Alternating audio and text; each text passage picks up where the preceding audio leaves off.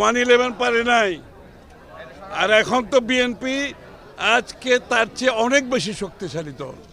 BNP ত্যাগ করে একটি পরিণত শক্তিশালী দল, সবচেয়ে শক্তিশালী দলে পরিণত হয়েছে আজকে বাংলাদেশ। সুতরাং ওই সমস্ত মন গড়া কথা বলার, ওগুলোর উত্তর দেওয়ার আমি কোনো প্রয়োজনীয়তা মনে করি না। গণতন্ত্র প্রতিষ্ঠার বিষয়ে এক লাইন বলবেন। গণতন্ত্র প্রতিষ্ঠা হতেই হবে নির্বাচনের মাধ্যমে। প্রথম ধাপ নির্বাচন হচ্ছে প্রথম সংস্কার, এটা দিয়ে শুরু করতে হবে সংস্কার এবং গণতন্ত্রের আন্দোলন। গণতন্ত্রের প্রক্রিয়ার মাধ্যমে আগামী দিনে যে পরিবর্তনের প্রত্যাশা, সেটা গণতান্ত্রিক প্রক্রিয়ার মাধ্যমে হবে আগামী দিনে। আন্দোলন তো আমরা করেছি, তাই না?